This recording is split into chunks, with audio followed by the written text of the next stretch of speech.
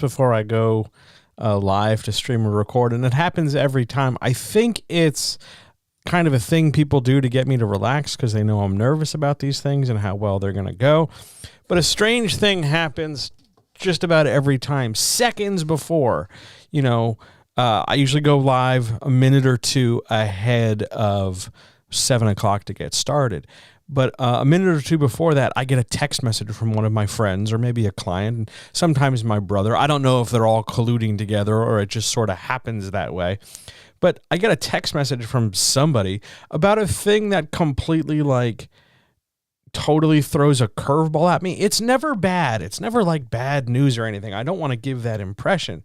But it's often something like, hey, John, have you ever noticed that maybe when you were a kid, you had a favorite fork or spoon or favorite piece of silverware that when you were setting the table, you just liked that to be yours? And I thought about it, and I thought about it a lot.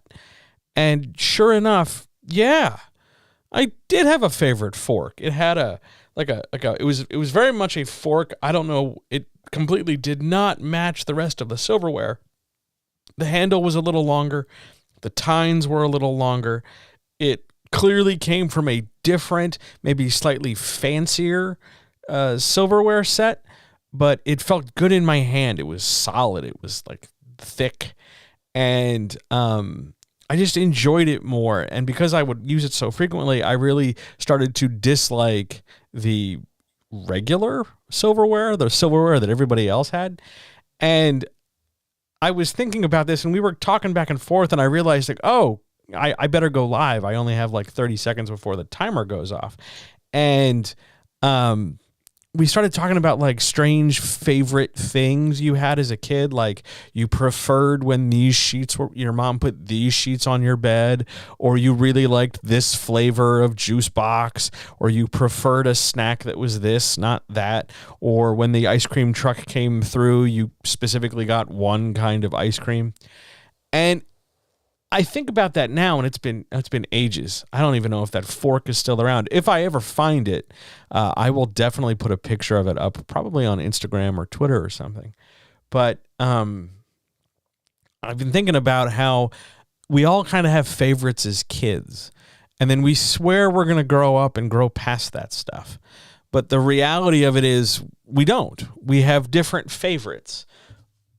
We start having favorites, pieces of software, favorite playlists, favorite this and favorite that. And I don't think we ever really get past the idea of favorite stuff. It just changes over time. So consider that, as I'm still getting set up here, consider that to be my opening sort of note. That, did you have any favorite stuff as a kid? Does it sort of hang out and persist in your brain? Am I just weird because I remember really liking one fork? Maybe everybody else liked some kind of candy or some kind of this, that, or the other, but I remember forks. Isn't that strange? I should probably take that to therapy at some point. But that is not why we are here this evening. Tonight, we have a writer's chat. So how about we get started? All right. Just remember what I've taught you.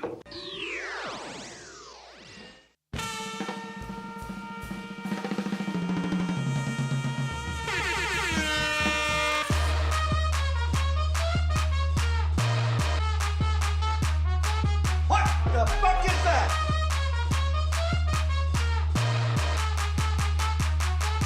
Hey, yo.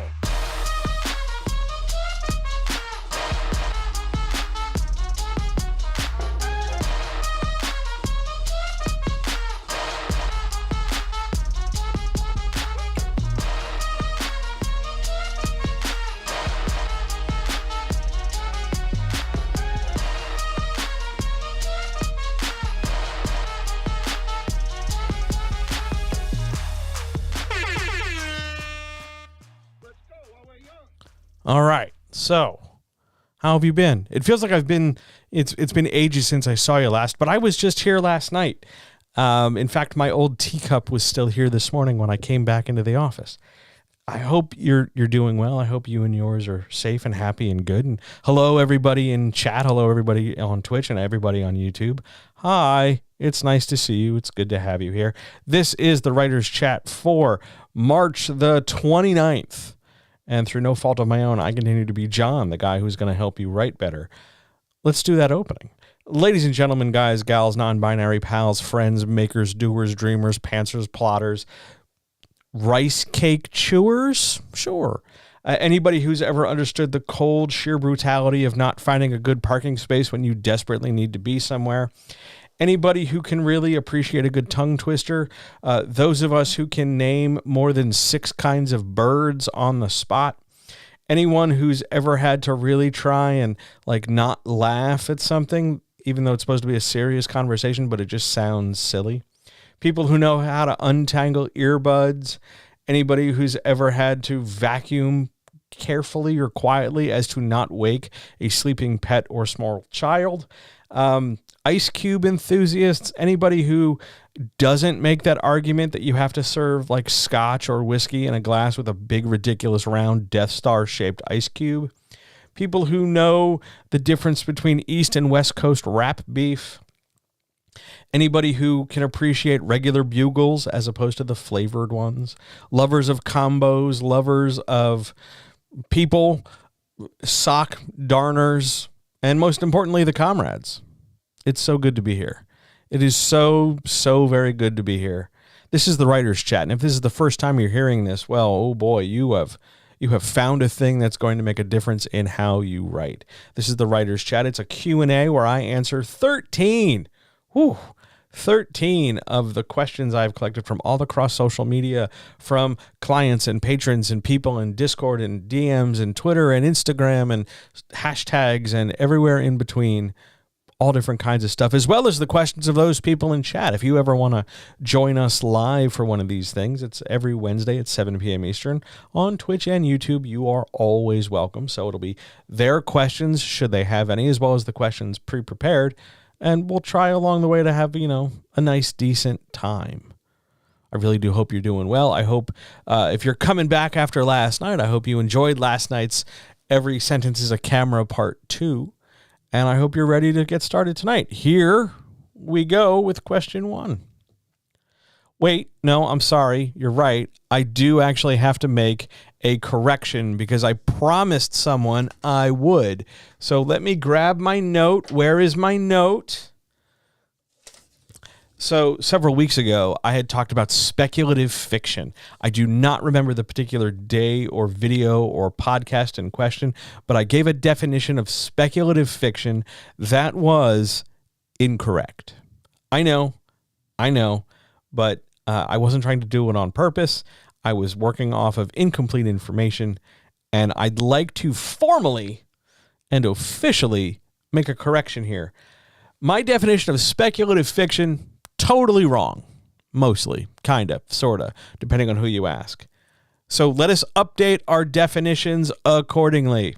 And then you may feel free to, mock me on the internet or something. I don't know. We didn't really discuss what amends should be made, other than I promised I would, say something about it in the next stream, but totally not make a big deal about it. But this isn't me making a big deal about it. Oh no, I'm just simply running a giant graphic that says correction and taking time out of the rest of my questions and answers to let you know that I made an error, and here I am explaining it. Speculative fiction can be defined as supernatural fiction without really too much distinction.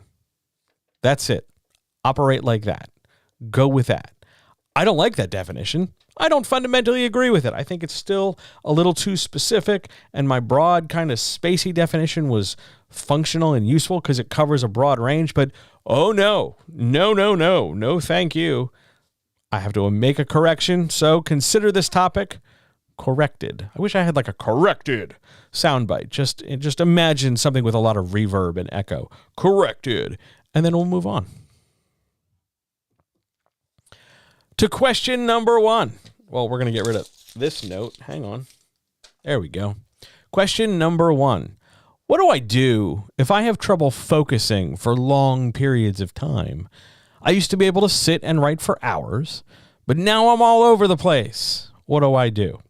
I want to divide this question up into a few pieces because, well, there's two things, really three things going on here. First, I don't know how long ago used to be was a thing. Are you talking about how, when you were in high school, you could sit forever and just write and write and write, but now as an adult, you don't have that much ability or luxury? Is it just a matter of looking at time? Is it just a matter of saying, well, I have all these other responsibilities and they're pulling me away. So when I do get a chance to do something, I can't stop thinking about the other stuff I have to deal with. Or is it just a matter of I didn't have so many worries or concerns back in whatever period of day it was when I was, the past. I didn't have so many things to worry about, and I could just sit and write. And I was very happy to do that because I just wasn't there. The problems I'm facing now weren't things for me back then. Or is it more a matter of there's something that has happened to you, good, bad, ill, or otherwise, that has affected your ability to focus? Perhaps it's stress, perhaps it's anxiety, perhaps it's tension, perhaps it's trauma, perhaps it's distraction, perhaps it's just a general sense of irritability. I have no idea, but there are any number of reasons as to why you're having trouble focusing. And the answer for this isn't going to be universal. It's not like, well, everybody, it's time to drink your focus juice and then sit down on your carpet square and sit down and write like we used to. Because one of the problems with answering this kind of question, and I'll answer it, don't get mistaken, I will answer it. But one of the problems with this is that in order to answer it this way, we have to glorify the past and turn it into this thing like, oh man, back in the day, I used to be able to sit and do this forever. And that kind of nostalgia, that kind of like, oh, I wish it was like it was before, is really unrealistic. Because while you might have been able to sit and write for hours 5 years ago, 10 years ago, 15 years ago, there's no guarantee that although you were writing, that your quality was any good, that it was productive, that you weren't just sort of spinning your wheels and writing and writing and writing and writing and writing. And I don't know if it's really fair either to the writing you were producing then or the writing you're producing now to sit there and sort of opine that your focus is shot now. Now, if it's genuinely a thing like, your focus has been affected because your anxiety is up through the roof and you can't really figure out a way to stop and relax over the course of the day, so you're constantly on edge, well, that is a problem. And the best solution for that is to go seek some kind of assistive medical attention of some kind, be it therapy, medication, or some combination of both. But if it's just a matter of recognizing that you can no longer do now in your 30s and 40s what you used to be able to do in your teens and 20s, there's not really a whole lot you can do other than just accept that you've changed, things have changed, and your writing has changed. Also, was it ever really functionally good for you to sit for long periods of time? If your writing wasn't all that hot, if you were doing a lot of it and you were swearing it was good, but really you didn't have a great deal of control or decision making, and it was kind of undisciplined and sloppy, and you were basically just ripping off other people's IP, and you were barely iterating and developing your own stuff, but you were writing,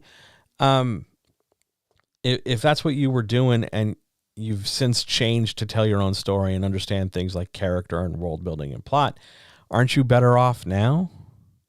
Would you really want to sit for long periods of time now? Why? My gut feeling, whenever somebody brings this up, is that what they're really talking about is, hey, doesn't it suck that things are different now than they were before? That we had to grow up, that we had to get busy, that we had to get stressed, that we had to be responsible. Remember when we could just hang out and do whatever and nobody really stopped us?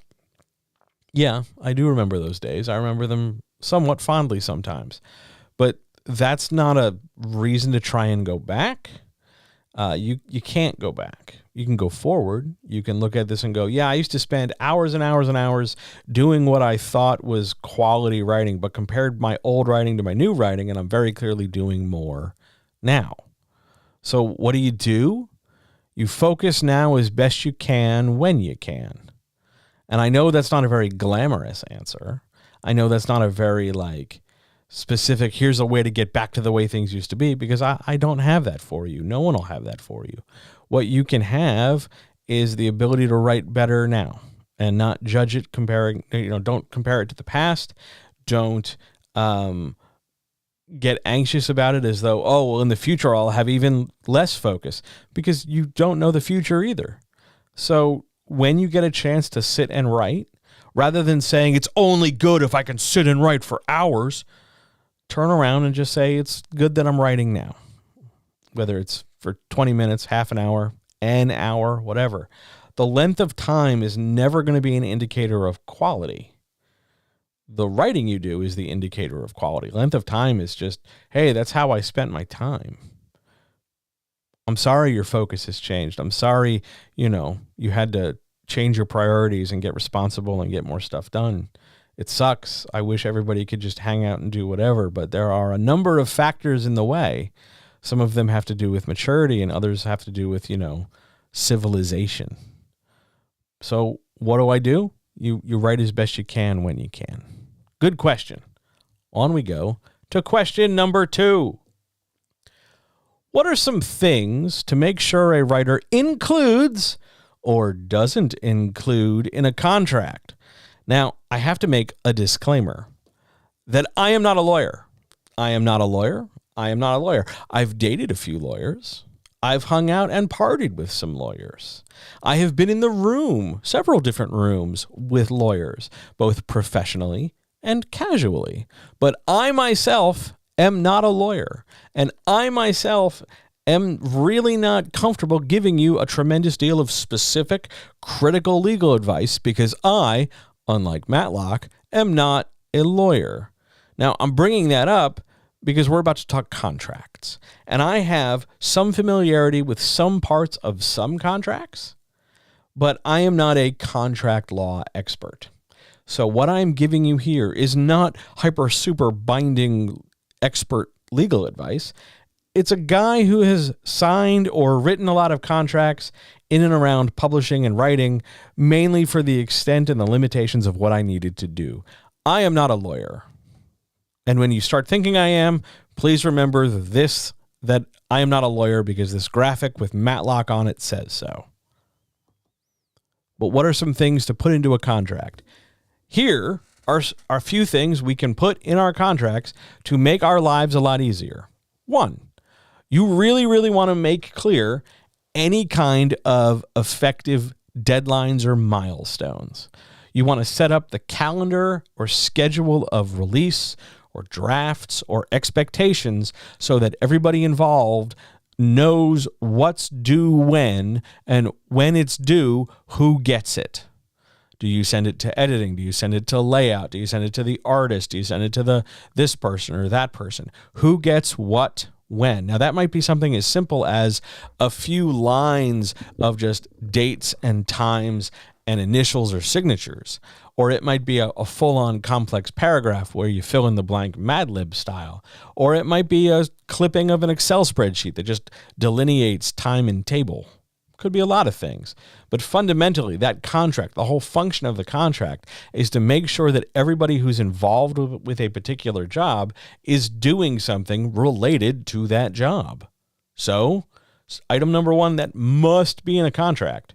We want to know who's doing what and when things are due, and who gets them when things get turned in, and in what format things get turned in, so that, everybody's on board that, okay, we're going to turn this into a Word doc. Okay, we're going to turn this into, an Illustrator file or a PDF or whatever it might be. The medium by which you are delivering the thing you're delivering, the time, the date, and the person receiving, as well as the person transmitting, should all be in there. That's a fundamental. Don't just handshake it away. Dates matter. Details matter. Second thing, related to that, the payment plan. whether that's I'm going to pay you half up front and half when you're done, or I'm going to pay you X amount every couple of weeks, and here's a schedule for payments. So you write out 4 payments, one a week for 4 weeks or whatever it might be, or 2 payments a month for 6 months, or monthly every once in a, whatever it might be. The schedule isn't just written out as a sentence like, I will pay you 6 times a month or for once every 6 months.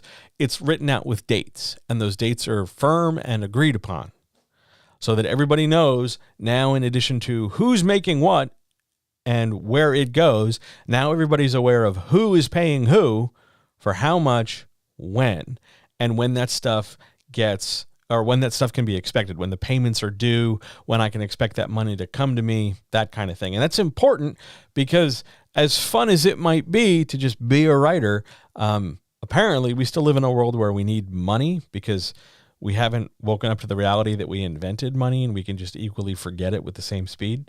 So money's important. We need it. So knowing who's getting what, how much, when, and where matters. Likewise, if this is also an issue with royalties, where for some reason you are promising to, give somebody points or a percentage after the fact, all of that gets spelled out as well. Lastly, you want to make sure you have any kind of clause, usually called a kill clause or a termination clause, that lays out the idea that if this relationship between everybody involved takes a turn for the worse, like, I don't know, it just falls apart for whatever reason, somebody turns out to be a real dick, I don't know, but everything falls apart. There are rules and structure in place for how we get out of this. If the situation falls apart, and somebody's already done a certain amount of work, how much do they get paid for that amount of work? Or if the relationship is really just unpleasant for everybody, is there a flat amount of money, like $600 or $1,000 or $5,000 or $2,500 or $150 and some Twizzlers, whatever it might be, to terminate the relationship as is? Just on the spot, I'll pay this kill fee, it'll go away, and the project's done. Things like that help everybody know what to expect in the course of this relationship, because it is a relationship. The point of this contract is to communicate some of the more structured, usually uncomfortable things in a way that doesn't necessarily make them all comfortable, but at least makes everybody aware that they're there. I do, however, have some things you don't want in a contract. You really don't want to use the words in perpetuity or throughout the universe in your contracts, because in perpetuity means forever and ever and ever and ever. And depending on how that gets used, you might never get paid, or you might always be paying out, or you might never have a chance to change something because whatever deal you're locking in is locked in perpetuity. We want to avoid perpetuity because it limits our options down the road. And likewise, throughout the universe, which sounds really hyperbolic and a little like a comic book kind of a thing, but it is a phrase so often wielded to indicate the scope of use. So let's say you draw me a picture. If I can use it throughout the universe, I can control how it gets distributed, in what ways I put it up. It can be a billboard. It can be a magnet. It can be a desktop wallpaper. It can be a phone wallpaper. It can be, printed into 10,000 coasters for my bar. It can be loads of different things everywhere. And we want to get away from that, because although it sounds very tempting to say, look how big a deal my thing is, it's everywhere. You want to make sure as a creative, you're in control of that stuff as much as possible. And if it ever strays out of your control, it doesn't stray very far for very long. So those things where you have near absolute control as much as possible doesn't make you selfish, doesn't make you a jerk. It's just the best way to organize and handle this information and handle what you're doing with it and determine where it's going and what's going on with it. Beyond that, a contract seldom needs to be more than that. Although contracts, when you go look at them, range anywhere in length from 3 pages to 75 pages with a ton of signatures and initial here's and sign this and this, that, and the other. Mainly and primarily because, well, there's 2 expectations. One, people won't read them. And two, the language is intentionally obtuse to make it difficult to figure out, well, I'll read it, but I don't understand it. Those two things are sort of baked into the process of contracts. They don't need to be. Your contract doesn't suddenly become more binding or more professional just because you dress up the language in the way you think a lawyer would speak. But the idea is that you're basically laying out what work is somebody doing? How are they going to get paid for this work? When is this work due? And when it's due, how do I get it to the person who's receiving it? If you lay all that stuff out and throw in a simple thing about like how you can get out of this deal if the deal totally sucks and everybody agrees that it sucks, as long as you lay those things out, everything else in the contract, for the most part, is pretty wide open. Now, some people will tell you that, oh no, you've forgotten a significant thing. They will point out that you didn't discuss rights, you didn't discuss access, and that's mostly from a publishing side of things. And really all that's determining is who controls the thing and what can they do with it. And a lot of those terms are specific to the publisher, but on the largest part, and writers love to worry and fret about these things because it sounds really important. But you got to understand the majority of people who are going to deal with that at that level, especially for new writers, are going to have fairly broad, fairly controlling interests. So they're not really trying to trick you in these contracts so much as they're just trying to control you in these contracts. And that's just how this system works for people. But you want to make sure you retain your rights as much as possible, as frequently as possible. And the path in traditional publishing to get your own stuff back to you, either to earn out of your advances or when the rights revert back to you so that you can do something else with the project, you want to make sure those times and dates are clear, because sometimes it's 2 years, 3 years, 9 years, 10 years after you sold X number of copies, whatever. You want to make sure you are aware of what the thing is that they're talking about. And any contract and any phrase of any contract can be questioned. You can say, hey, I'm not really great with this phrase. And you can make a suggestion. Yes, you, regular person, you listening to this. You don't have to be a lawyer to do that. You can retain a lawyer. And remember, I am not a lawyer. But you can retain legal services to help you make these changes and help you make these suggestions. You don't have to, do this on your own if you don't want to. But understand that a contract's job is just to organize and schedule who's doing what, where, and when. And remember, our most cardinal rule, if somebody hands you an NDA, do not sign it. You don't need an NDA. They don't do anything. If you can't be trusted to not blab about a thing because they want to use secrecy and hype, you shouldn't need a piece of paper to do that. They should either trust you to do it or have a different thing in mind, because an NDA is kind of pointless. It screams panic and fear, not power. So don't do NDAs. They sound mysterious, but they don't accomplish anything, because eventually everybody's going to have to talk about everything.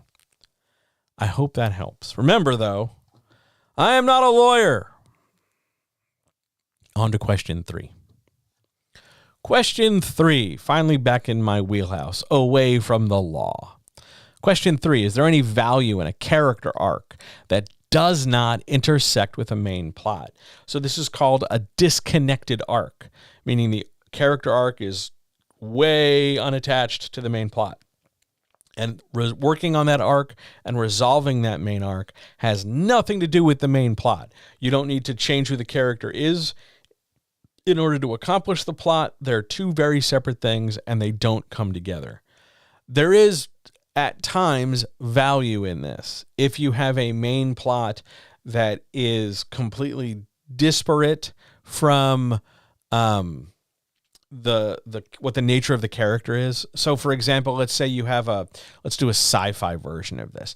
Let's say you have a sci-fi alien invasion story. All right. That's our main plot. We got to fight the aliens, but the character arc is, let's find something completely unrelated to aliens, something totally not attached. The character arc is our main character has to figure out what happened to their wife or their spouse or their partner or something. You're confused? Am I a lawyer? Hang on. I am not a lawyer. There you go. Still not a lawyer. Didn't become a lawyer in the course of question 3. Question 3, disconnected character arcs. If your main plot and your character arc don't connect, you are essentially saying that your character arc, whatever it might be, can stand on its own 2 feet. It can be enough on its own. That doesn't make it itself its own plot. You don't have to treat it like you've got 2 plots all of a sudden, because it's still a character arc. It is still less important than your main plot, because if it were as important or more important, it would be the main plot. But what we're trying to craft here is the idea that the character arc is going to go in one direction with one set of things, and the main plot's going in a completely different direction with a completely different set of things. The reason you would do something disconnected like that is because you want to demonstrate that A, you can write something that disconnects like that, and B, you have a lot to say, and the 2 things are very different because you have 2 distinct things to say about them. You definitely want to say something specific in the character arc, and the character arc is, how the character feels about, Law and Order or something. The concepts, not the TV show. And the main plot has to do with alien invasion, and there's no real law angle for the aliens. So the value in it is to show breadth and depth of character and breadth and depth of development for your story. But it's not common enough. That doesn't make it bad or wrong if you do it, but it is a challenge. And it's not something I would recommend you start with when you're learning how to craft story and craft main plot. And if you're looking to get better at writing arcs and main plots that, just on their own stand up really well and really, really work, then what you want to look at and what you want to deal with is stuff that intertwines in some way, shape, or form so that you can get all your ducks in a row and really develop a lot of different things. Tying all those pieces together really gives you a sense of organization that way. Disconnecting things gives you more things you have to juggle, which can be a little frustrating for a lot of writers. But there's still value in it if you're trying to show like a really big picture. Now, first round, are there any questions first questions from anybody still here in chat, or any questions about anything we just covered, or even anything from last night still? That's the word I was trying to get out of my face.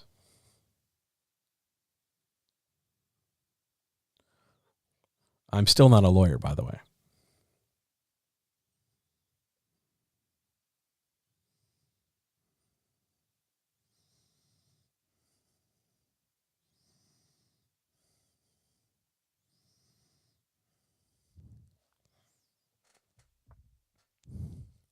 The cup date. Tonight, as we did much with last night, it is some delightfully slightly minty tea.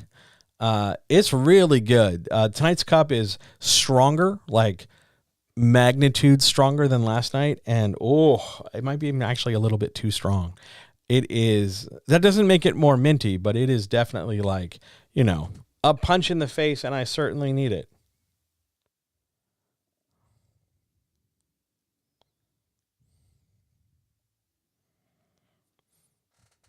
Thank you for the cup date. I do want to make a sounder for that. Maybe I'll do that tomorrow. I've got a little bit of free time. Maybe I will make a cup date or something, goofy. But yeah, that's the cup date. Thanks for asking. The tea is really good. There's a second cup in another room, by the way.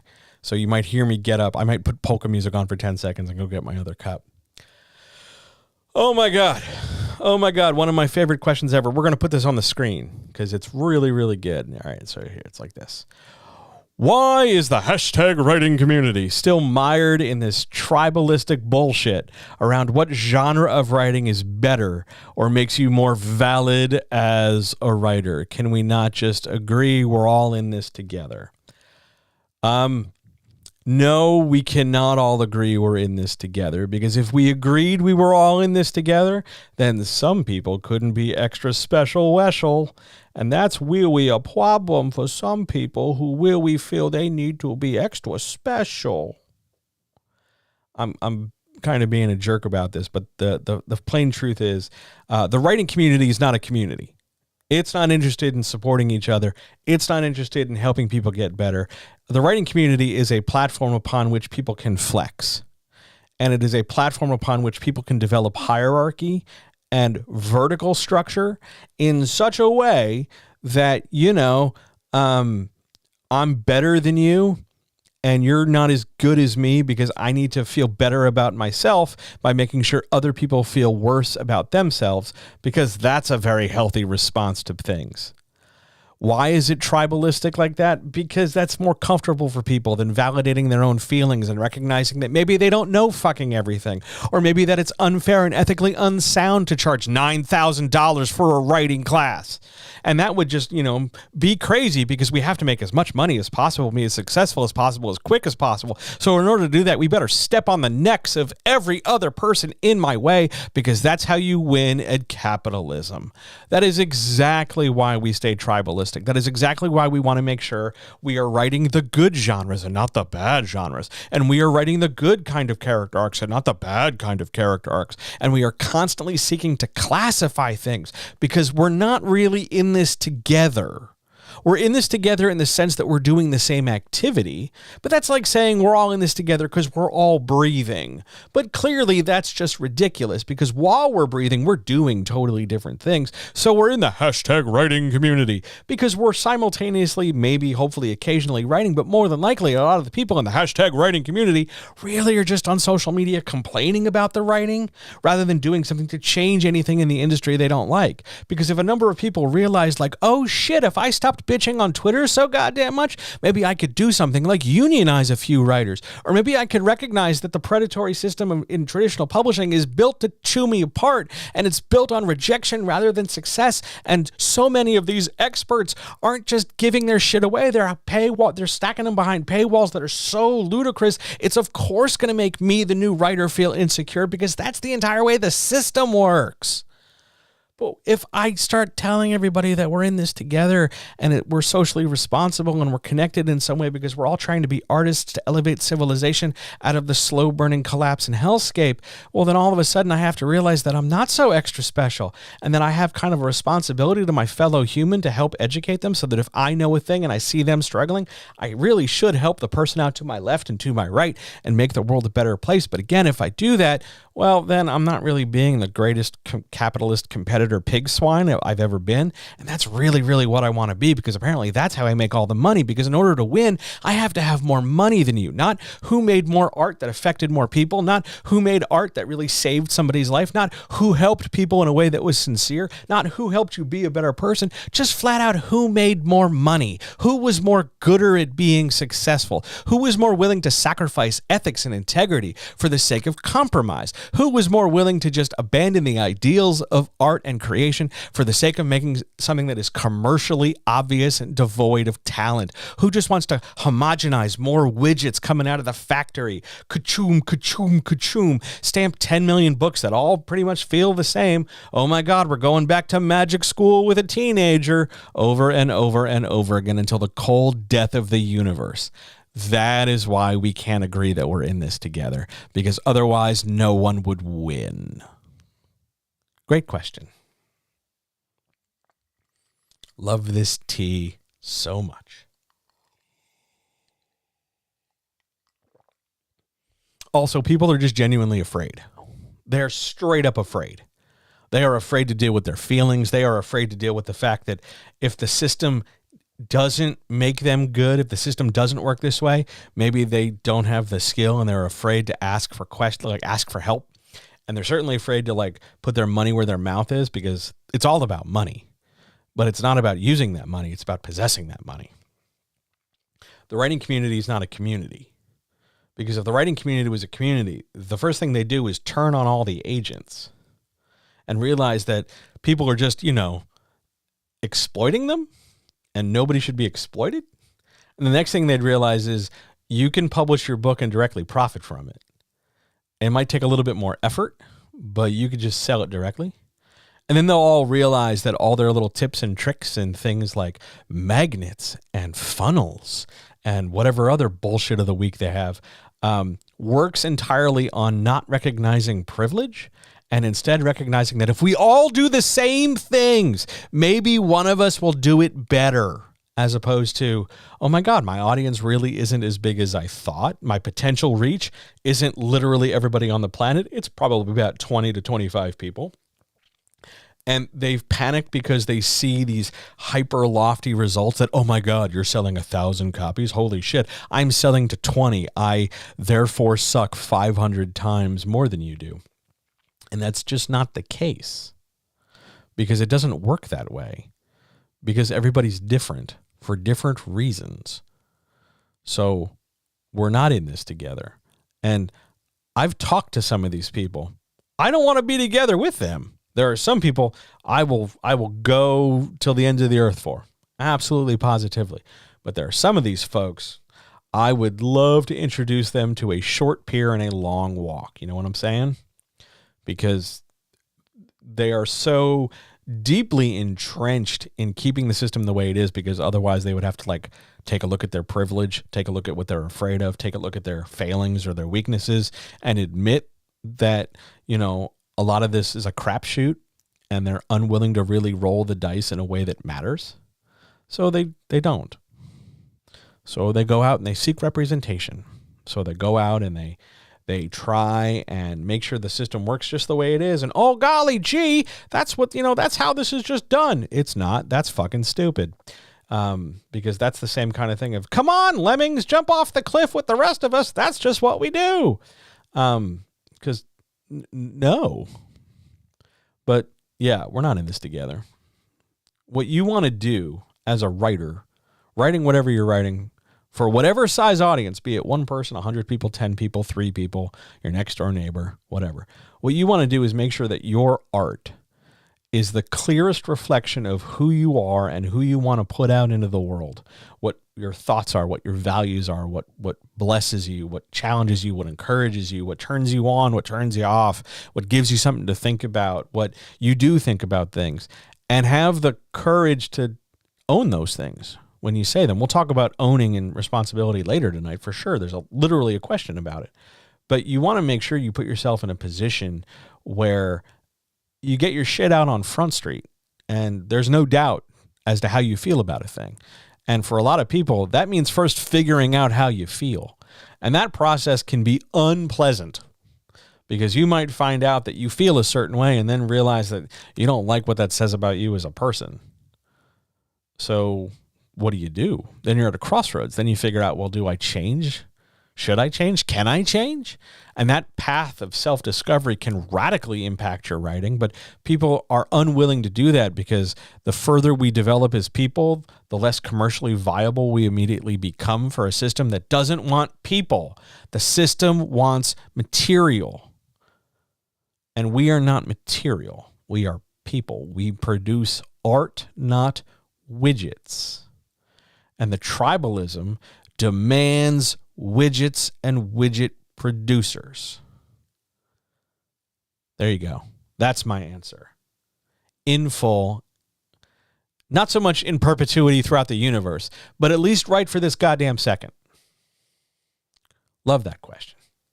Love that question so hard. Thank you for asking it. Anybody else? I got to say, I was in such a bad mood today. I had a really rough day again. And I really was just kind of feeling discouraged right up until the point where we were like, oh, we're going to talk tribalism. Okay, I'm more awake and alert now. Let's go. So thank you for changing the entire course of my day. 15 hours that I've been mostly awake. Hot diggity. All right. More questions, or shall we march on? Let's keep going. We're doing good. Question number 4. And I want to make sure I get this question, or at least I'm understanding this question correctly, because I don't think I wrote a great graphic for it.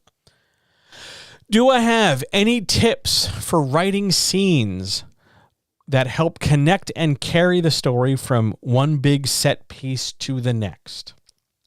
Okay, these are called bridging scenes.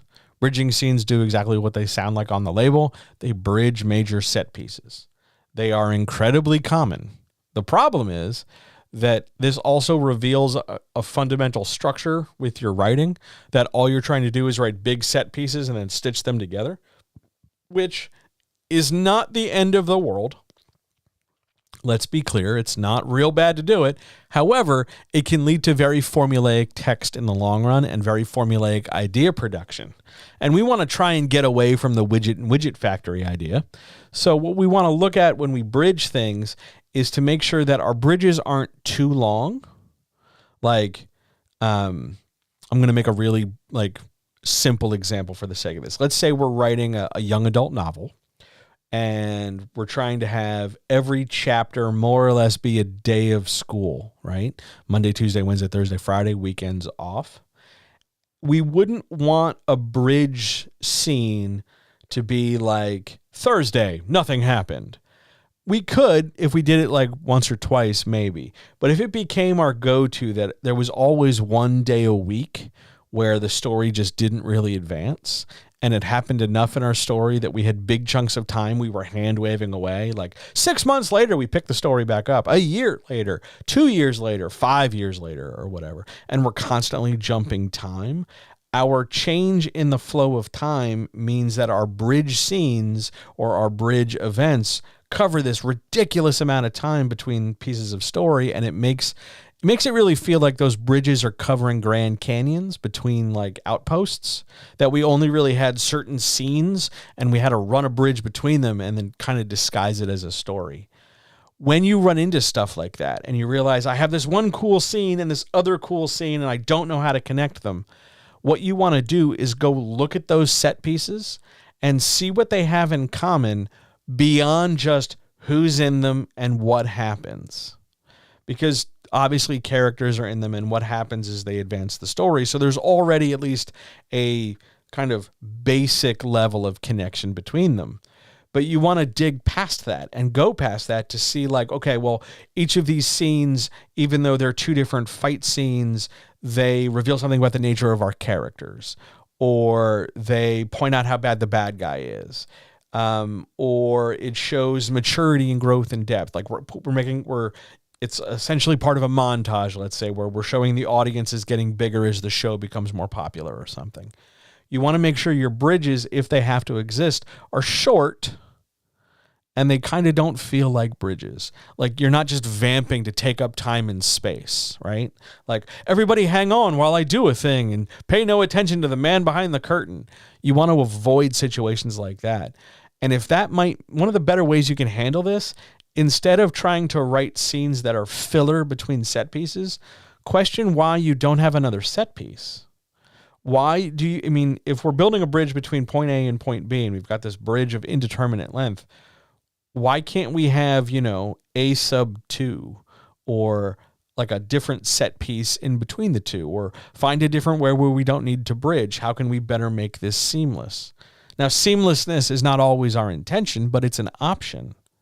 If we have, 6 weeks between elements in our story, why do we need 6 weeks?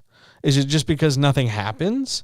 Well, if nothing happens and there's no real change and there's nothing to talk about, why can't we just move the story forward and not comment on 6 months? Why can't the story just keep going?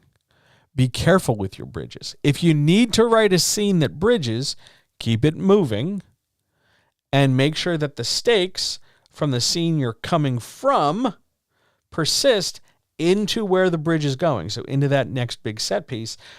Don't yo-yo the stakes. Don't suddenly make things more intense, because that's going to make the bridge feel very shaky, because it's not meant to be a whole full-on scene with depth. It's just meant to connect the dots.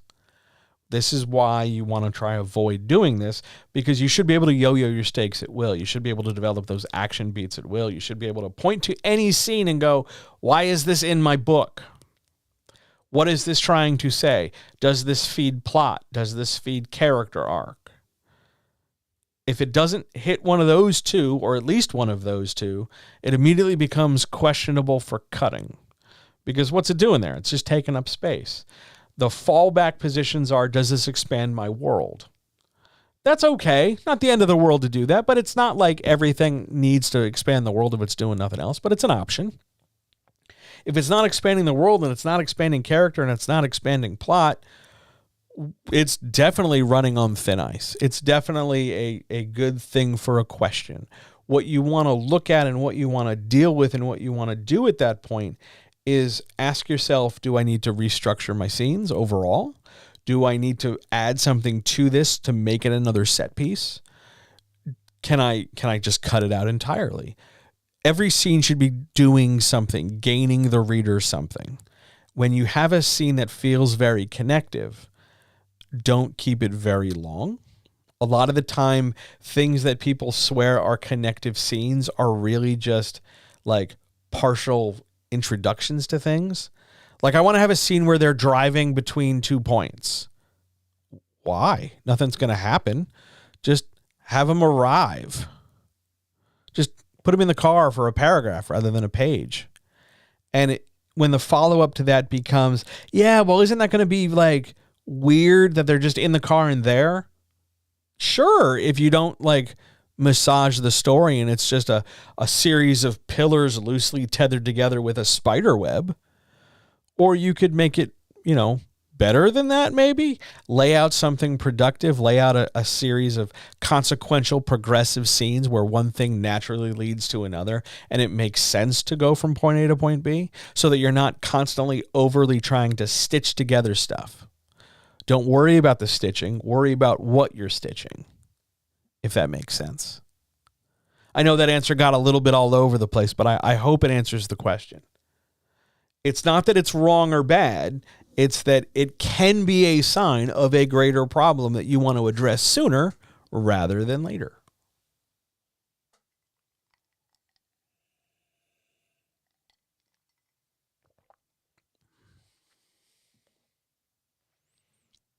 On we go. Question number 5. What's the best way to break things down as a writer?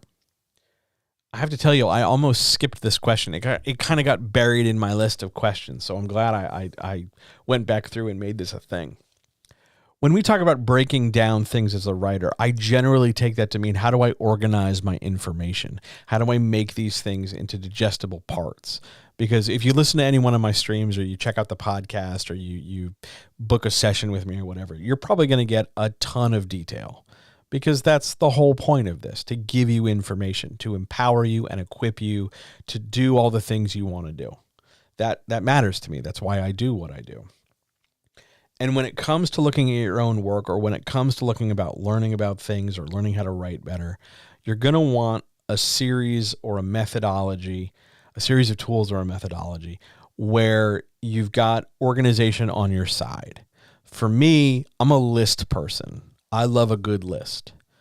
The 5 consumer types, the 16 major ways plot can be affected by consequence, the 12 major ways characters can engage with each other negatively, the 4 reasons why crimes are committed in crime fiction, whatever it might be. If not so much I want to find like a BuzzFeed style bullshit list, but if I can conceive of things in little structured, discrete lists with definitions, with a little bit of naming and formatting. I don't not necessarily sit down and type my notes out anymore. This isn't school. Nobody's doing that. I keep a million steno pads and just chicken scratch my way through it. But I find that breaking things down to their smallest components, or at least the smallest to understand components, allows me to not only get a really clear idea of, okay, I'm writing a redemption arc, here are the pieces of a redemption arc, but it also, from a teaching perspective, allows me to make sure that when I explain a thing, I'm using the most fundamental pieces. Like tomorrow, for instance, I've got a stream on how to rebuild the Terminator franchise coming. I'm pretty pumped about it. I have to work on I've got the graphics sort of like hand scribbled over here on this legal pad, but tomorrow I'm going to turn it into like proper graphics and stuff. And in doing that, initially when I started, I wrote a very highbrow breakdown. A lot of jargon, a lot of like stupid arrows and things, and it made sense to me because I knew what I was talking about. But when I tried to reproduce it and think about it in terms of like, how would I show this to somebody who has no idea, a pile of arrows and some fancy terms aren't going to do jack shit. I want you to be able to walk away with this remembering things and thinking about things. So the simpler I can make it, not because you're stupid, but because it's a lot to digest, and the easier and smaller the pieces, the better you'll be able to use them. You've got to find out what that best method is for you. Maybe it's a flowchart. Maybe you like drawing shapes. Maybe you color code things. there isn't a best single way, like we're trying to get everybody to homogenize. I don't want that. In fact, I insist we don't have that.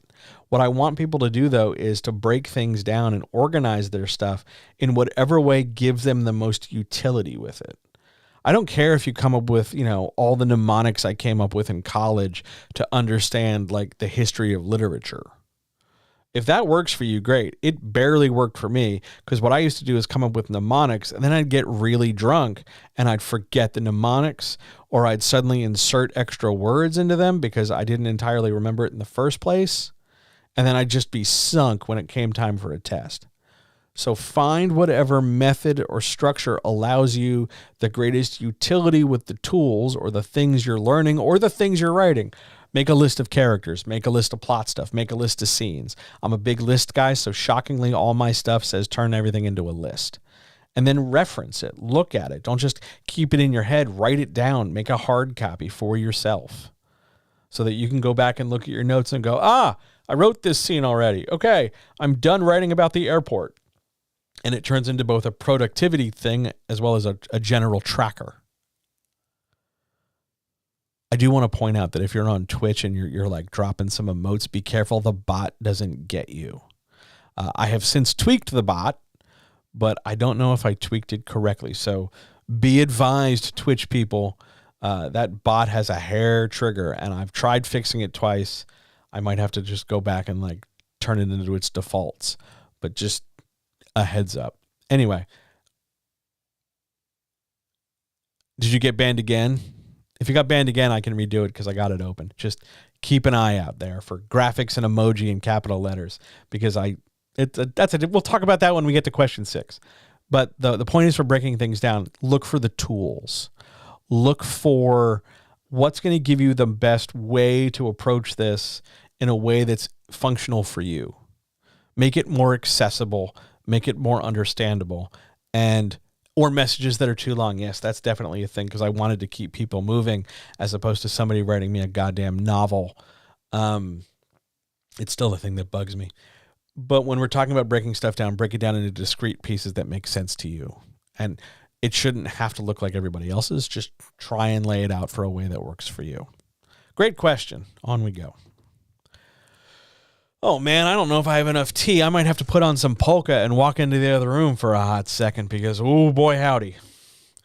Question number 6. What are 2 mistakes that I'm 99% certain self-publishing authors are making?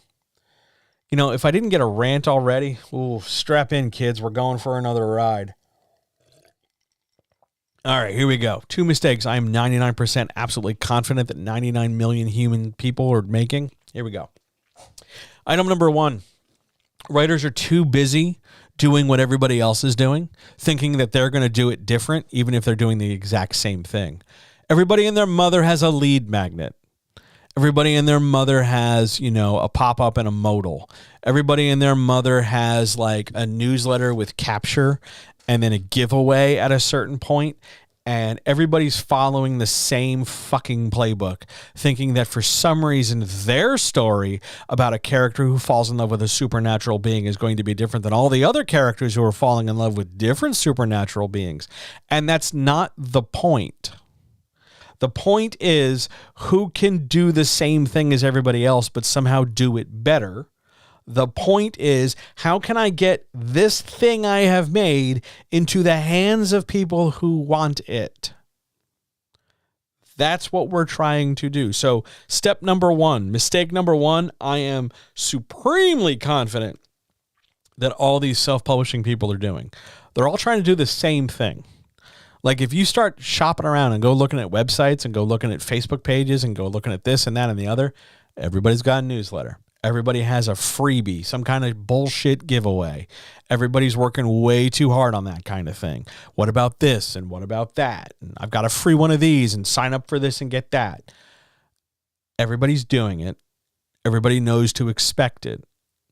Everybody ends up clicking and closing the little pop-ups or just not even bothering to sign up or saying I'll sign up later or filing messages away as spam. So why is everybody doing it? Well, the herd is doing it, and it's easier to go along with the herd than address the fact that I'm not sure this system works and I don't know what I'm doing, so I'm just going to try literally anything. I'd rather do what I see successful for other people and just kind of hope maybe kind of some of that spills on me. That's mistake number 1. Mistake number 2. There are way too many writers who do not ask for help. And whether that help is coaching, whether that help is editing, whether that help is critique partnering, whether that help is just general advice, whether that help is just, hey, I got a question. How do I not write a thing that sucks? Or anything like that. There are way too many writers in this world who don't ask for help. Now, sometimes they're going to do that out of a sense of pride. I don't want to reveal to you that I don't know a thing because then maybe you'll get mad at me or reject me. So some writers are going to cloak themselves in this idea of superiority. Sometimes they're afraid to ask because they don't know how to frame the question. I have a question about marketing, publishing, editing, writing, but I don't know how to express it, and I'm afraid or embarrassed of expressing it poorly because then I'll be exposed to somebody who doesn't know what the fuck is going on. Maybe it's not that. Maybe it's a sense of just, I don't want to ask for help because I don't want somebody to realize I don't know what I'm doing. Because if I ask for help and you say no, then I'm stuck. Or what if you say yes and all of a sudden it turns out that, oh my God, I talked to John and it turns out I don't know jack fucking shit about writing a thing and he's offered to help me, but that means I have to change what I'm doing and now I'm scared. A lot of these mistakes are based in some kind of fear. Fear of success, fear of failure, fear of being challenged, fear of the status quo changing, fear of accepting a hard truth, fear of losing the comfort of innocence, fear of actually succeeding in a big way, in a bigger way than you thought. A lot of fear there. And I deal with this every week with people. I get loads of people who say, oh, I'll come to a chat. I have plenty of questions. This sounds great. Okay, now, there's a handful of people watching this right now, so I'm not speaking to any of you because you're here. But allow me, in my fine bathrobe, to get right up on this mic and address the people who aren't here. Hey, where the fuck are you? You said you wanted help. You said this sounded like a good idea. You said you had some things that you needed help with. Where are you? I showed up. Where are you? Now, I'm not talking about the people who are like, my kids didn't go to bed on time, so I couldn't sit down and work, or I had to pick somebody up, or I had this thing at work. I'm not talking about stuff like that. I'm talking about the people who you know don't have shit to do, and the people you know could be writing, need to be writing, should be writing better because you want to see them succeed just as much as you want to succeed. Where are they? What's up with that? That's the problem. You can talk all day about showing up and wanting to try and wanting to do. You can talk all day about how you got all these great questions and you got all these great ideas. But the question, it's always going to come down to, cool, man, what are you doing about it? I'm happy for you. You're excited. You want to make art. Great. You ready to go? Because I got my sleeves rolled up. I still got tea in my cup. Let's do this. Oh, you don't? Oh, all right. Well, I'll catch you next time. Do you know how many catch you next times I go through in a day? It's exhausting. And what that tells me is that there's a heap of writers out there who just don't ask for help. Half my help is free, and they don't ask for help.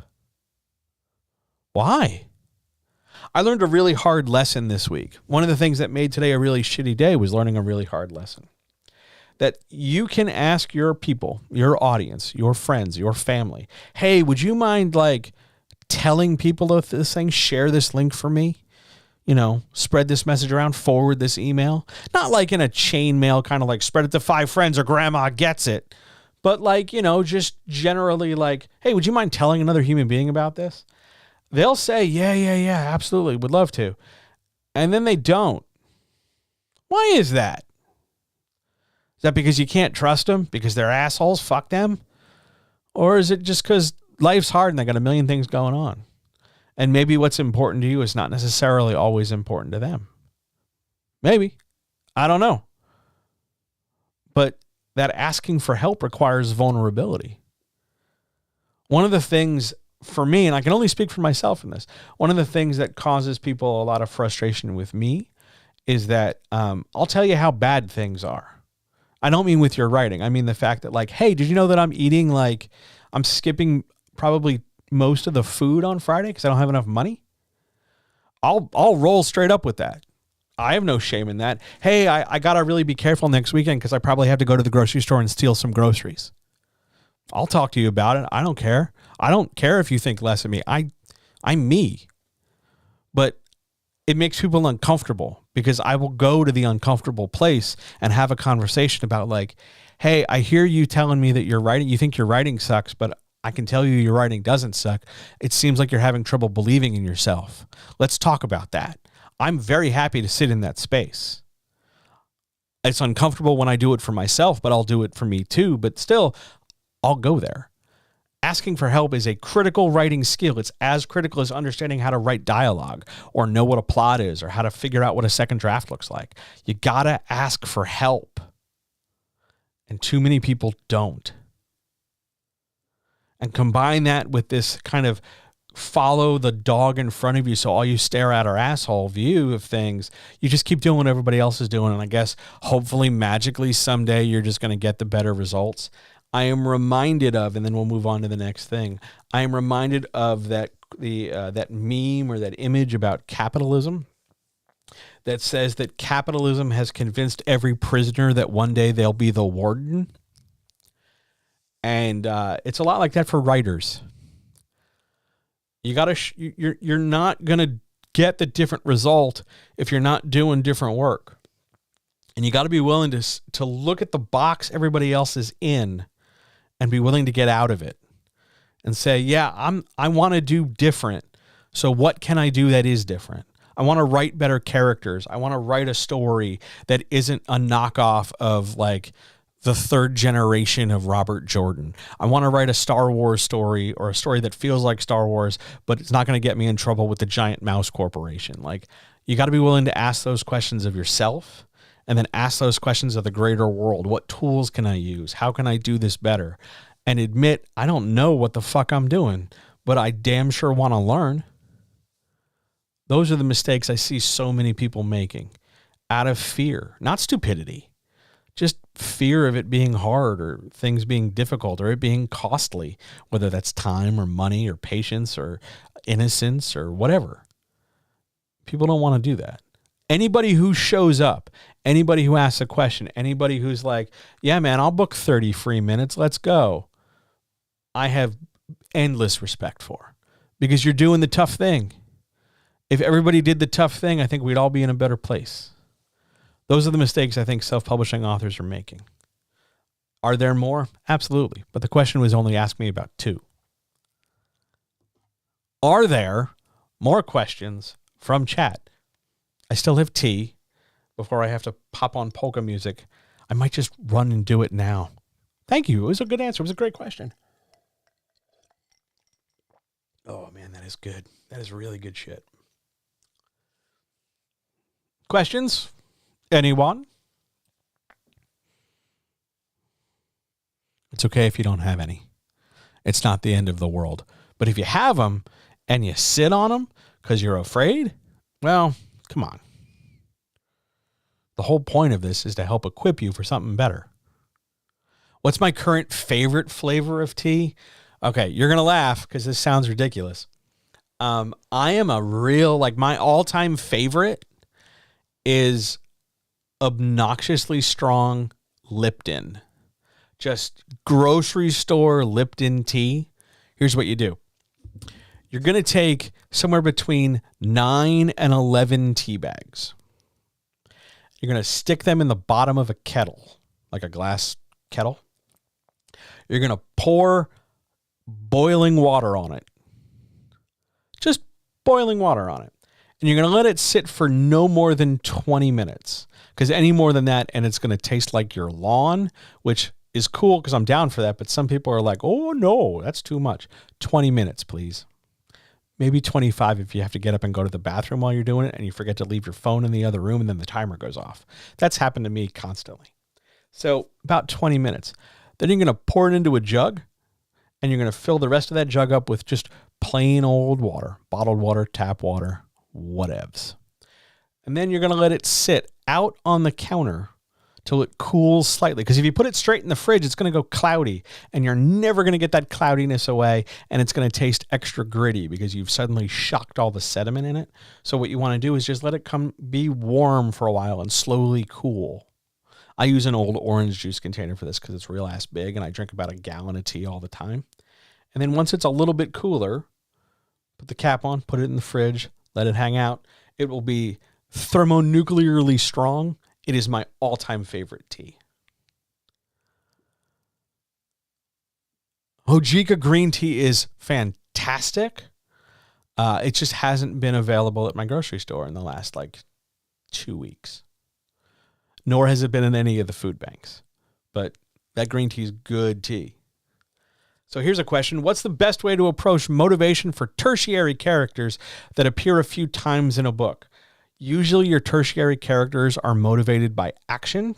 Well, if you really want to push your glasses up on your nose, you're going to say that tertiary characters are motivated by their action role in story, which is basically a way of saying a tertiary character is doing a job and that's their motivation. Why is Kevin bagging the groceries? Because that's Kevin's function in the story. He doesn't need a motivation beyond doing the job. The crime scene person who's dusting for prints does not need anything beyond a few sentences about how they dust for prints.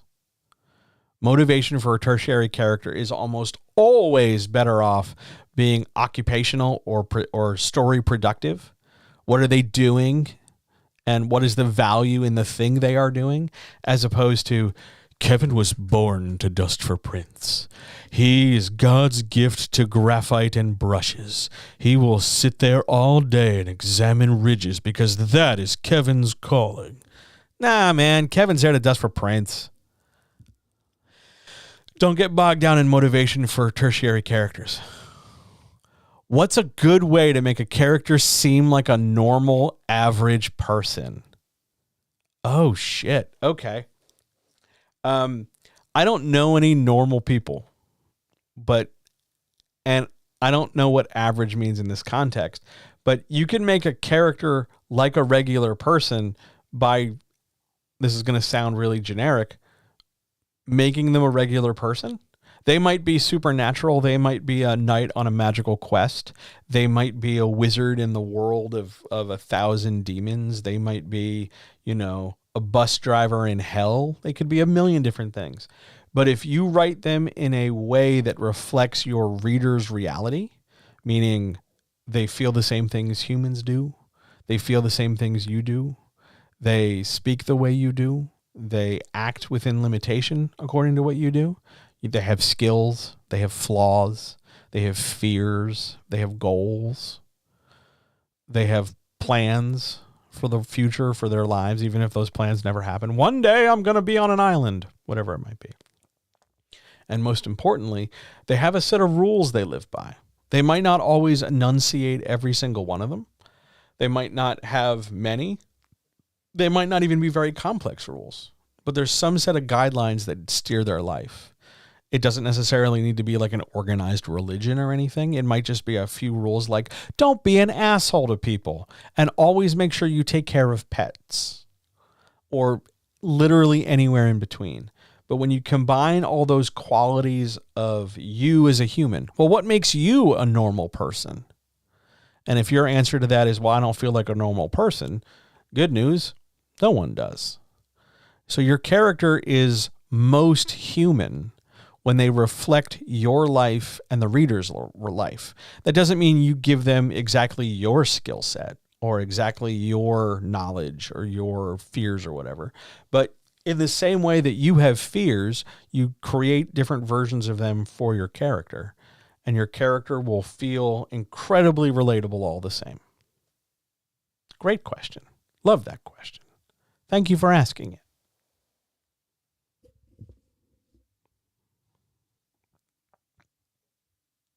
Shall we go? On we march. Question 7.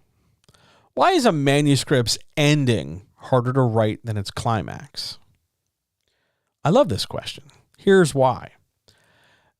I like this question because it addresses a thing that a lot of writers deal with, but we don't normally talk about.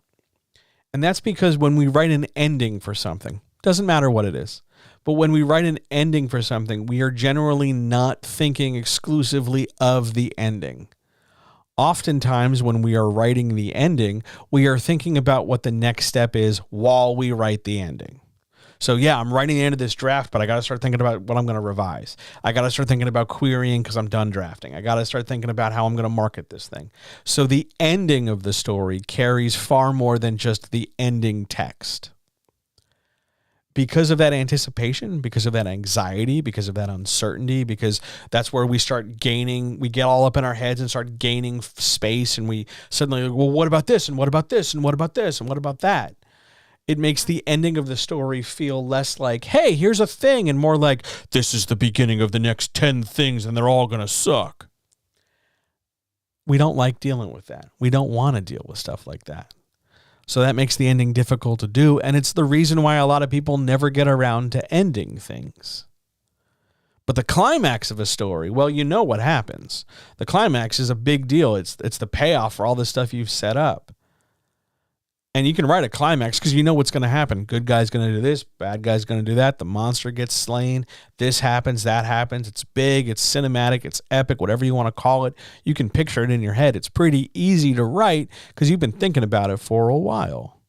And compared to an ending, it's not carrying anywhere near the emotional baggage. When you're writing the climax of your big action scene, your big major, if we're writing a boxing movie, let's say, and our climax is a big fight, our big duel between two people, that climax is only about, well, I got to make sure I knock the bad guy out. That's the big moment. That's the big thing. Great, cool, let's do it. And that's totally not carrying the emotional weight of, oh my God, when I'm done this, I have to figure out how to market it. Oh my God, I got to come up with a title. I need a cover. I need an editor. I got to get this thing proofread. What am I going to do? It's always easier to focus on the climax because there's less emotional attachment to the next steps.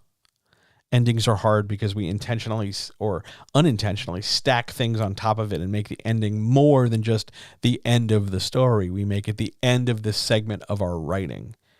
And that's a great way to paralyze yourself. Awesome question. Question 8. If 3-act structure has 1 climax and 5-act structure has 2 climaxes, what would I write to have 3 climaxes? When I saw this question get DM'd to me on Twitter, I really thought it was a joke. I thought it was one of those things where it's like a train leaves Cleveland at 140 miles an hour. I thought it was like a really garbagey math kind of problem, but it's a sincere question. So let's address it. First of all, you don't have, when you have 2 climaxes in 5-act structure, they're not necessarily 2 very different climaxes. They're just 2 different occurrences of the same climax type. Because climaxes, I don't know if you know this, come in types, like flavors.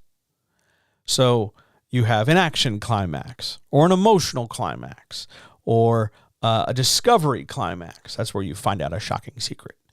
Or a tragic climax. That's where somebody dies. Stuff like that. They come in flavors.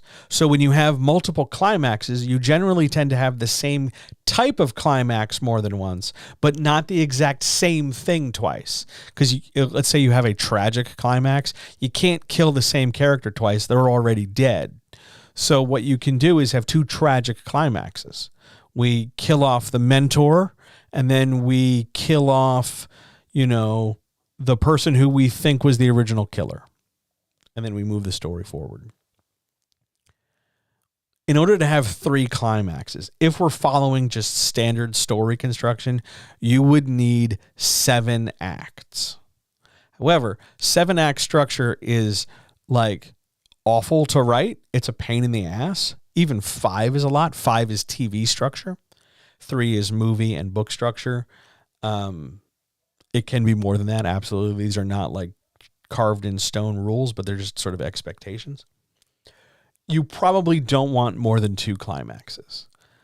If you're making a distinction and saying, I have 2 groups of people and they are in 2 different places, having 2 different climaxes, but I'm switching in between them over the course of the story, that's not 2 climaxes. That's 1 climax just spread out over multiple things. A lot of the time when people are talking about having multiple climaxes, they're talking about in the climax, some people are in this room dealing with this thing, other people are in that room dealing with that thing, and a third group of people are over there dealing with this third thing, all more or less at the same time, in both internally in the story as well as at the same time roughly in the manuscript. That's 1 climax spread out. Having 2 or more climaxes, and we're just going to stop it at 2 because you're pushing into 3 and more than 3, you've missed the boat. But for 2 climaxes, you're looking to match climax type, and you're trying to get it so that each of the climaxes has a function in the story. If we kill off the mentor and then we kill off the person we thought was going to be the killer, we are building the story sort of on a cliffhanger so that we can solve the story later. We match those climax types because the emotions we felt once, or emotions we gave or adduced from the reader, we want to make sure we do that again. I always get a little kind of like nervous, might be the best word, when I get a question like this, because immediately there's some writer who's probably better off writing 1 climax, suddenly asking like, well, how do I do it? And I love you. I love you so much. Please don't go out of your way to try and do this in a way that you think this will make you stand out. I think you could pull it off. I believe everybody listening to this is capable of doing it. I don't know if you're capable of doing it right now or how feasible it is to transform the current thing you're writing to suit multiple climaxes. But I think eventually, given enough time, given enough practice, you could write it that way. But for now, a lot of people listening to this or watching this aren't ready for that. That's not because you're stupid. It's just because you need more experience. You need more practice. Get good at writing 1 climax before we start talking about other ones. But if you want to do more than 2, you've got to start matching climax types, which means understanding the value of the climax that you're giving the reader already. If you don't match your climax types, your story's going to feel very disjointed, like all of a sudden we're stapling together 2 kind of connected things, but not actually making them seamless. I hope that makes sense. On we go. Question number 9. Are writer websites less critical now? And if so, what's replaced them? I do think a writer website is less critical. It used to be like the go-to. You got to have a website because on that website, you got to have a blog. And I think that's less critical now. I think it's less critical now because the media through which writers engage with the world has shifted. A lot more writers have pushed away from text outside. I mean, I'm not counting their manuscripts. I mean, engaging with the world. So social media, that kind of stuff. Outward facing things has shifted to more audio and ultimately audio visual stuff. YouTube, TikTok, Instagram Reels, stuff like that. And that's because you are more able to personify what you want to say. You're able to embody it, put your face out there. A lot of people aren't comfortable with that. And I get it.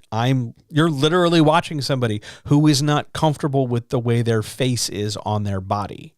So I can understand not wanting to be all up on the camera. I'm actually much happier just behind a microphone. And I think what's replaced the website is the more audio-visual means. And with the fate of TikTok and internet control currently up in the air, by the way, it's not just a TikTok ban. It's an internet control system. Like, you see that, right? I think more audio-visual stuff has replaced the website. Being able to congregate people so that you have a platform to connect with them in a more overt way. Like, hey, everybody, hi, I'm here. Here's my Instagram reel. Here's my post. Here's my podcast. Here's my video. Here's my YouTube channel. Here's my stream that I'm playing a video game on, whatever it might be. I think that has sort of absorbed or taken over the space where writer website and writer website blogs used to be. They're still functional. They're still valuable. I have a blog. I use it, not nearly as much as I used to because I podcast more, but I have it. I have a website. It's great for booking appointments and paying bills. It's rad. I work hard on it, but it's still not my primary way of getting out to the world. That's what the podcast is for. That's what this microphone's for. That's what these streams are for. That's what my newsletters are for, because they engage in multiple ways. And the website is less critical now as a result. I think it's moving to more audio and visual. Where it goes beyond this, I don't know. I think it's going to kind of hang out in this space for a long time, maybe until we get holograms. Who knows?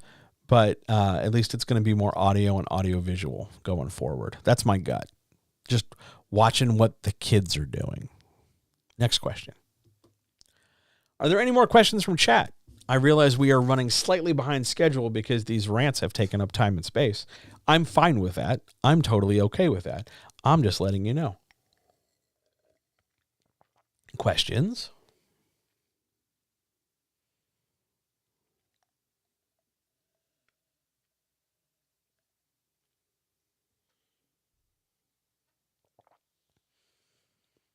There have been some great questions tonight, and I'm very thankful.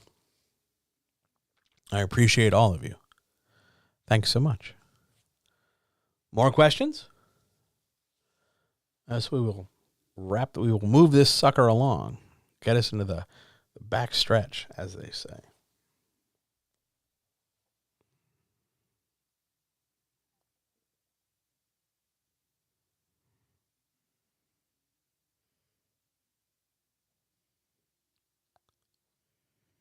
I'm just making sure I'm not missing anything here. Nope. Nothing pending in social media. Shall we move on then? Oh boy, the backstretch. Question number 10. If on average books sell fewer than 200 copies in their lifetime, how can all these self-published authors be so successful? Oh, well, we're going there? All right, let's go there. A lot of them, they're lying. They're just lying. They're lying. They are telling you some inflated bullshit in social media. They're lying. Also, the idea of so successful is a pretty variable thing, because if you're going from 0 and you sell 2, that's twice as many books as you sold before. That's tremendous. You got to understand that when you're selling books, your best days for selling that book are in the first 2 to 4 days of that book's, publishing availability. And then usually for a while, the process drops off and slows down until you do something else to catalyze interest again. And then it spikes, maybe as high as it started, maybe even a little higher, but then it's going to fall off again and cool off until you do it a third time and maybe do it a fourth time after that. But after that, it'll probably settle into a nice low end but consistent thing, low numbers over and over and over again, so that it's not going to set the world on fire, but it's at least going to be something going. And for a lot of writers, this model is great if they have multiple books, because now they have all these things kind of churning, different engines all running at the same time, doing the same process. But too many authors just have the one book and they wait for it to catch on and it to be a big deal so that then they can coast and take a little bit longer to do their second book. And maybe they never get past a second book, but they're expecting an unreasonable thing when it comes to selling that first book. So a lot of the success they talk about, oh my God, I got this done, woo, and all that shit is just some horse shit. It's just to sell you on the idea that they're doing okay, because the hashtag writing community, as we've discussed, is tribalist as fuck. So a lot of these self-publishing authors are not as successful as their highly curated and inflated social media would leave you to believe. Not enough people talk about money. Not enough people talk about sales. Not enough people talk about how hard it can be to market. And we generally find that in the hashtag writing community, the people that do those things and do talk about how difficult it is and do talk about the money and do talk about the effort get yelled at or shunned or ostracized or just met with silence because it seems like they're whining or there seems like they're just not getting it because it's not fun to talk about the hard stuff.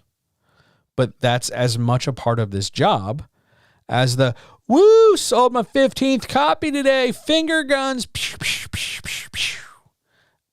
That kind of nonsense. A lot of the authors you're thinking of who are swearing they're successful are successful in the sense that they're not doing nothing, but they are not as successful as they actually are. They're telling you they're more successful. A lot of the things you see in very flashy Instagram posts can be rented, like cars or fashion.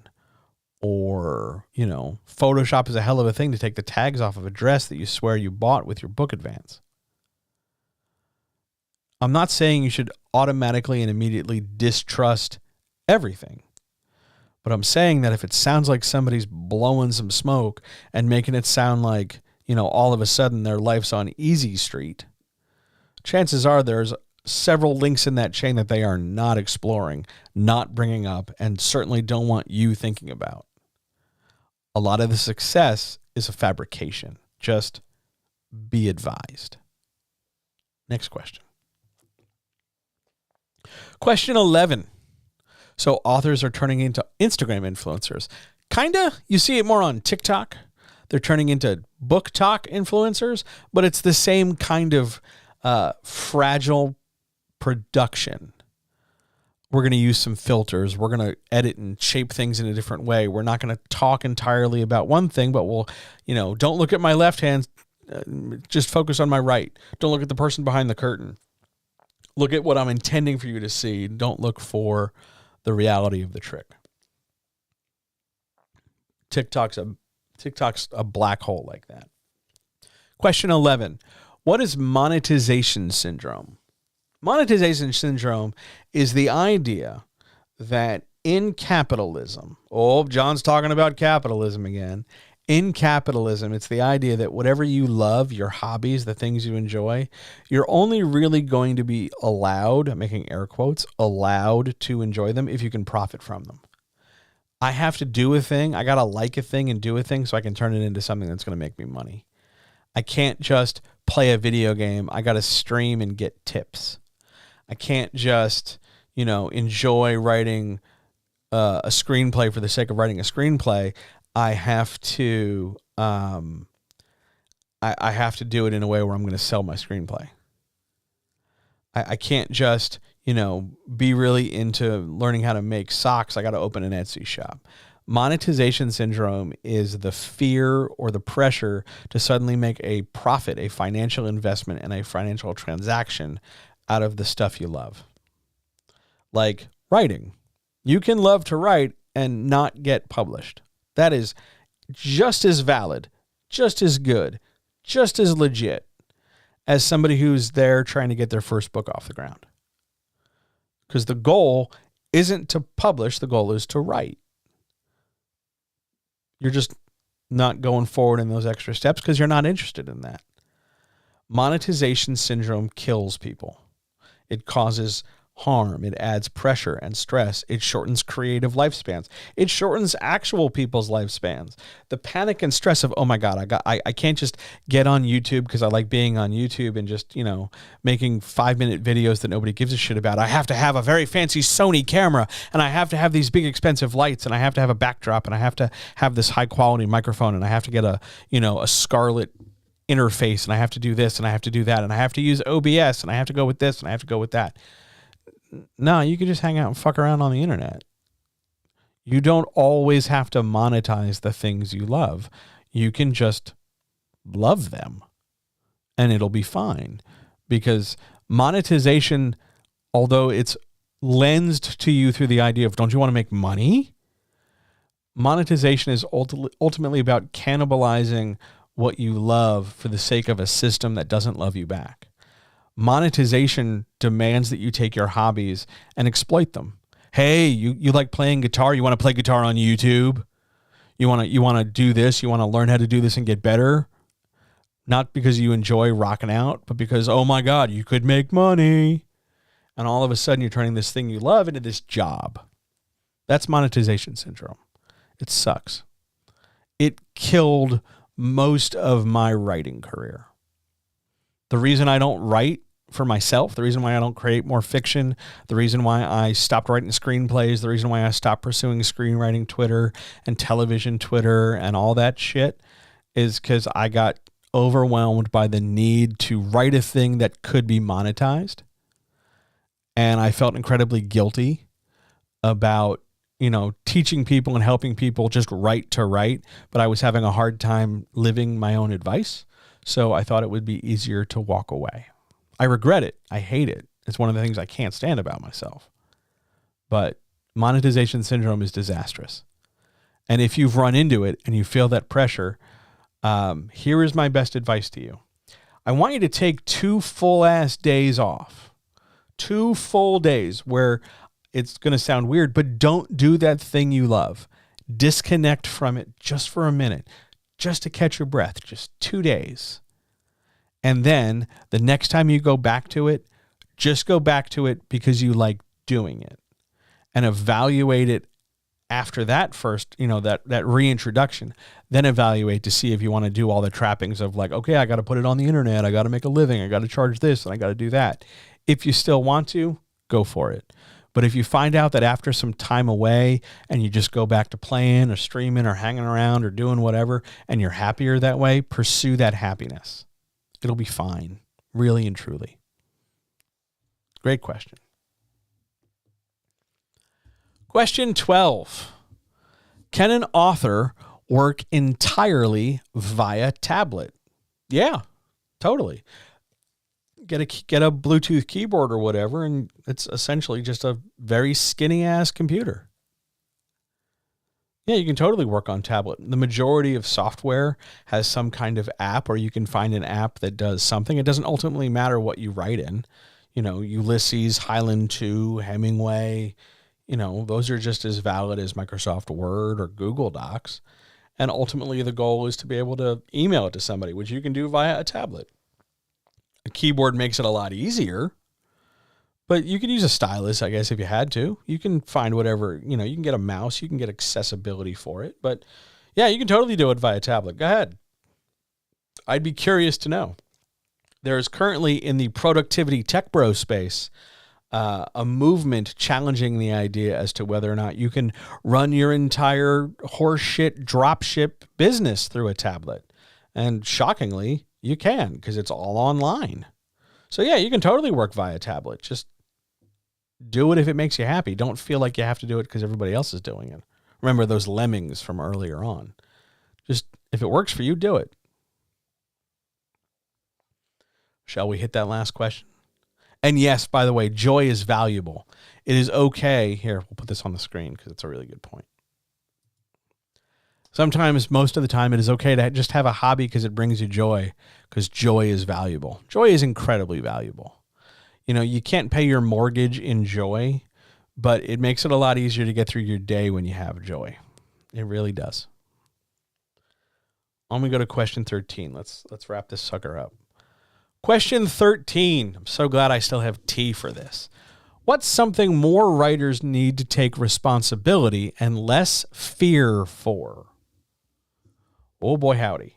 So for a while, this was question number 1, and then I realized it was better positioned as question 13. Here's what I think more writers need to own up and be less afraid of. Not knowing things. Not being perfect.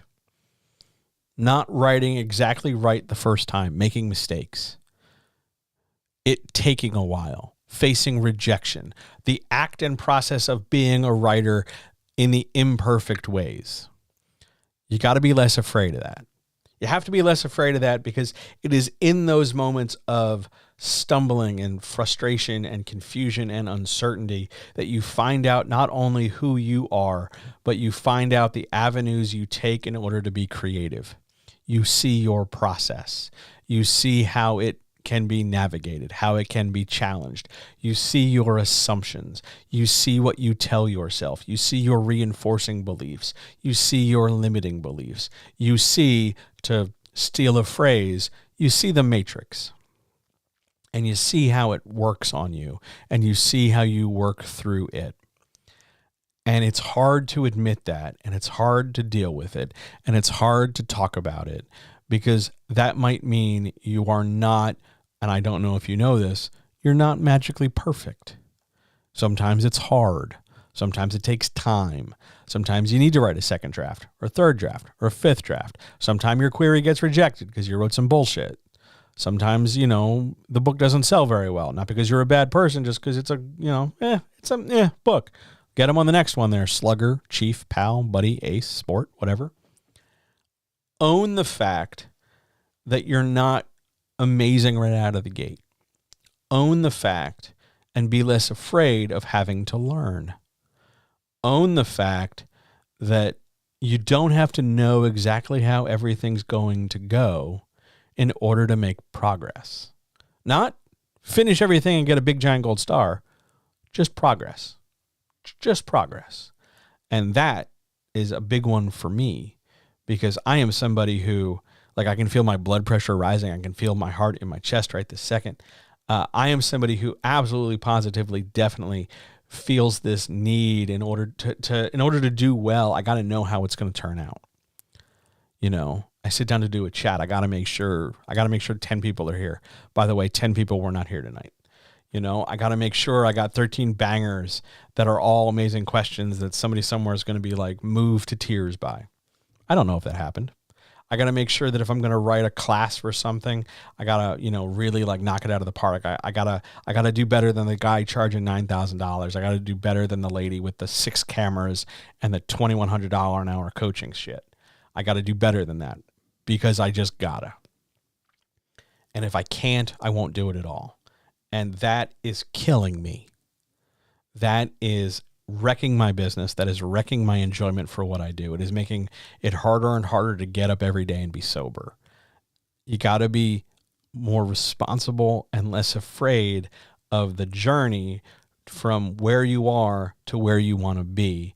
And the fact that there are going to be potholes and obstacles and bumps in the road, and you're going to get tired, and you're going to need to sit down every once in a while and have a cup of tea, or have an ice cream cone, or admit when things are bad, or admit when you just don't know. So you're taking a second to get your bearings, because God damn it, it's not a race to first. It's just to do a thing and accomplish a thing because it's good for you to do it, because you wanted to see if you could. I think writers need to be more accepting of their imperfections and take more responsibility for the fact that their journey is never going to look like anybody else's journey. And their understanding of art is never going to match and mirror everybody else's understanding of art. And that's the whole fucking point. You making your thing, whatever it is, has to absolutely 1,000 million % look unlike everybody else's, because you're the only you, and you're the only you making the thing you're making. And we can talk technical, and we can talk abstract, and we can talk kind, and we can talk compassion. We can talk about a million different dimensions of this. But at the end of the day, it comes down to everybody's scared. Failing, succeeding, trying, it taking too long, somebody beating them, somebody doing the same thing better, whatever the hell. People are scared.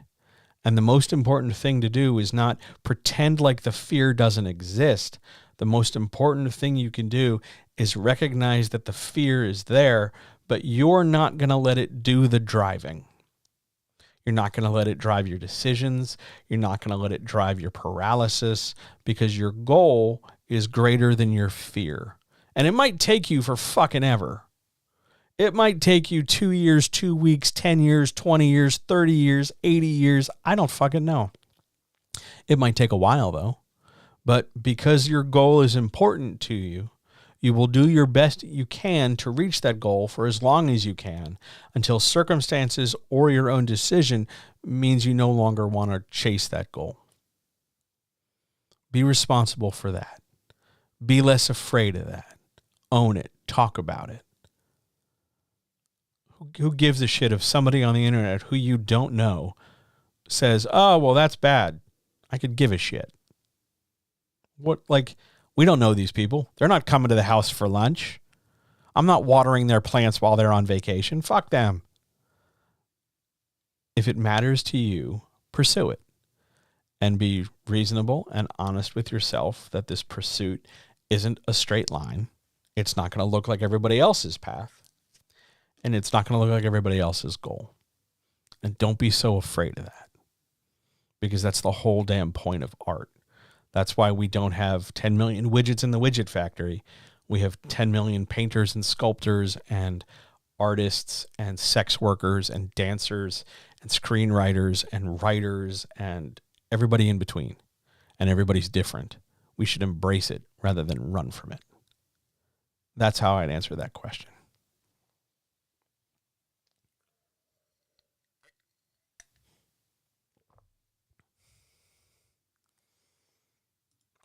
Are there any more questions?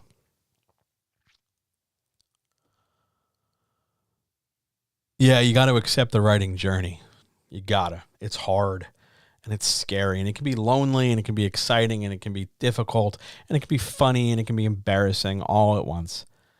But it's your writing journey and you're on it. You're not walking alone, whether, you've decided a religious figure is going to walk with you, or whether you're going to hang out with your friends. You're not walking it alone, but the path you're taking is your own, if that makes sense.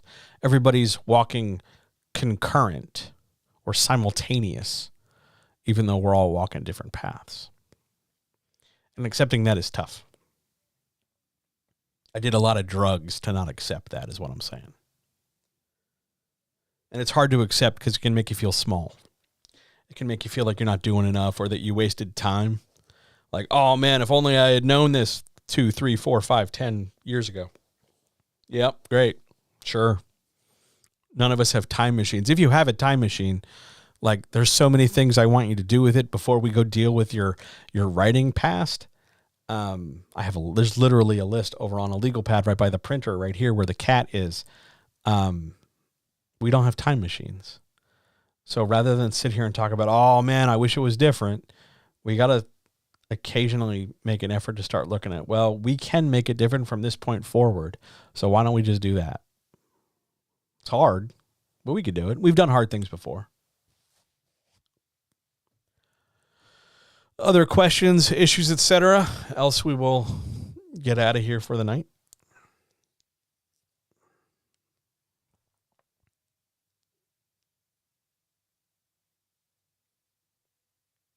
Yeah, let's get out of here. That sounds good. It is hard as fuck. It is. Absolutely it is. Part of that's by design, because if art was easy, we'd have fewer problems with it.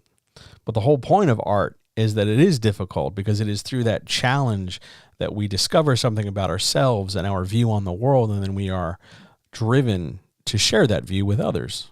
And then we find out that our view, although it is singular to us, that view is something other people can connect with because our view somehow relates to or is in some way in common with somebody else's view. And then we find out we're less alone. That's what makes it hard, because it requires you to be vulnerable. And for a number of factors, including capitalism, vulnerability is not prized. Not anymore. For all those people who want to talk about like a return to morals or like a return to the way things used to be, that was compassion. You dig far enough back, you will find all those, compassionate things. And you want to know when things stop being compassionate? Capitalism. One shows up and the other one goes away. I wonder why that is. But that is a discussion for a different day for sure. Let's get out of here. I'm running out of tea and voice.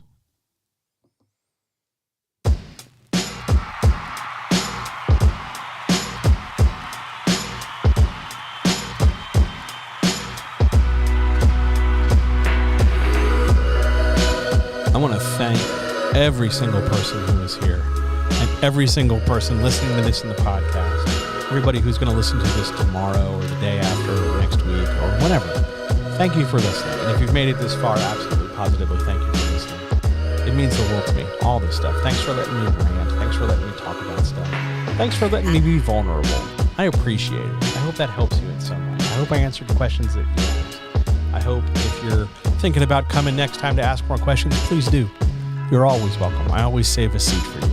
You're more than happy to ask a million questions, even if you think they're dumb. Ask them all, please. That's what I'm here for. Now, what else am I here for? Well, tomorrow night, how's that for a fucking segue? Tomorrow night, that is Thursday, March the 30th, I'll be right back here at 7 p.m. Eastern on YouTube and Twitch to talk about how to write a better Terminator franchise, the start of a new series. Ooh. Otherwise, I will be right back here next week for the Writers' Chat on April the 5th. I'll be right back here for the chat. And if you want to find out if there are more streams coming next week, hint, there will be, the best thing you can do is go over to johnhelpsyouwritebetter.com and sign up for the newsletter. You'll get all the details on everything that's coming. If you liked this tonight, if this really helped you, no matter what, the best thing you can do is go over to patreon.com/johnhelpsyouwritebetter. $2 a month. Show some support, help me out, keep the lights on, help more stuff like this happen. Thanks everybody for being here. I hope you're doing okay. I love you. All power to all people. I'll talk to you very, very soon. Keep writing. I believe in you. See ya!